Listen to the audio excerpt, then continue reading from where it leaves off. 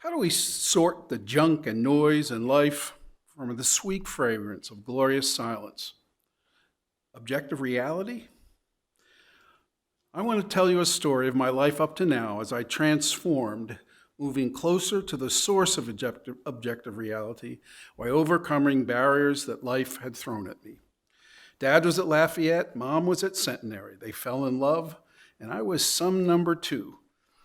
Three brothers, and one died early on. Mom died in 2004 and Dad in 2008. I took care of them at the end of their lives.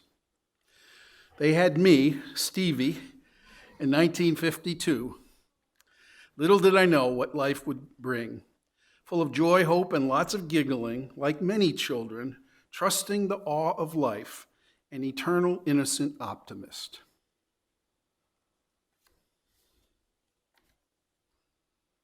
This is me in first grade, the guy with the bow tie. Wantagh, New York, Long Island. I liked this teacher. In second grade, I was a lot more active. My teacher tied me in my chair. My dad came to school. There was a meeting. I was put in a special classroom, today called a resource room. I flourished.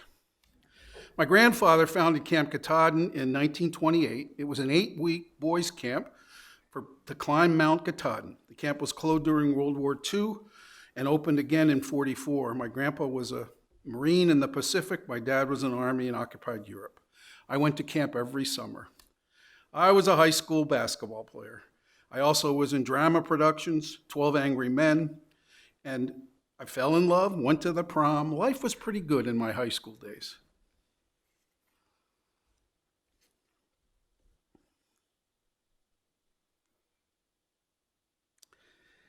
I was headed to camp after graduation. I was 17 and planning on entering the Navy on my 18th birthday. I wanted to be a Navy pilot, just like my Uncle Bill. Little did I know, things would be changing soon. The first day of work in the farmhouse, I was carrying some boards into the house. Someone was nailing a nail. I heard a ping. I looked up. The nail hit my eye. I felt a sharp pain. My dad rushed me to the hospital. Surgery removed the lens. I was now blind in one eye. I was a car wreck. What was I going to do?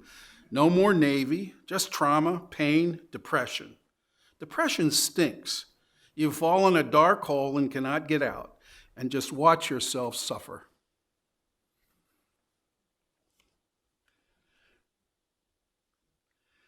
I thought I was Picasso, but I wasn't. This is my self-portrait. It certainly was meaningful to me at the time. A depressed pirate, asking questions like, why me? What did I ever do to deserve such pain? So I decided to go off to Europe to search for answers, see the world, and work as a cook in a Swiss ski resort. I flew into Luxembourg via Icelandic, went to Switzerland, down to Rome, to Barcelona, and a ferry to Mallorca, where I got a job in the American Community School in St. Augustine as a cook and coach. After traveling, I returned to Lewiston and met a vocational rehabilitation counselor who helped me, and that's where I began to rebuild my life. I realized one eye is enough. Vocational rehabilitation changed my life and led me to a career as a voc rehab counselor. They sent me on to the University of Maine. I started at UMA, graduated in Farmington with a BA in psychology and a master's at Orono. I had a career in vocational rehabilitation that lasted 30 years. I started and formed a company, and I was inspired by my own recovery and injury. Then I met Allison in college, a pretty lady in a scarf with a cane. She played the flute and I played guitar. We both had suffered trauma and survived. That was the clincher, objective reality at work. We had a big fat Lebanese wedding at the Maronite Church. We had 2 sons, Matt and Dan, and we'll celebrate 45 years of marriage this August. This is us at Niagara Falls last year, enjoying ourselves. I'm filled with gratitude for Allison's love. Again, I see it as objective reality behind everything that's occurred. I dabbled in politics a little bit. I was on the city council. I was actually acting mayor for a month in 1995, and I met the Prime Minister of Finland. I also served on the school board. I met Dr. Howard Dean when he was running for president, and went to Washington, D.C. and visited Senator Mitchell while he was Senate Majority Leader. And that's me with Bruce, too. The Maronite Church turned out to be a spiritual inspiration that I did not immediately realize. It was an ancient Eastern Catholic tradition from Antioch, where they first were called Christians. It was a church built by Lebanese immigrants. Allison's dad, Dee Ferris, had been ordained a subdeacon. I attended regularly over the years and slowly began to see the beauty and the fact that it was a true source of objective reality. I was ordained in October 2010 as a lector, cantor, and subdeacon, and continued to serve the church and community as a chaplain.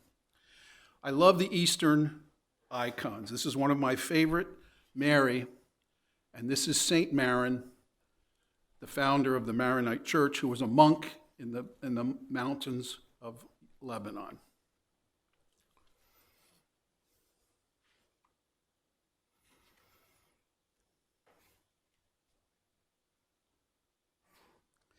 I'm still creating my life and work with Allison by my side. My life management stems from objective reality. What is it? I don't have the answers. If you seek it, you will find it. Get as close to objective reality as you can. You'll be glad you did. I'm filled with joy and gratitude. Thank you all.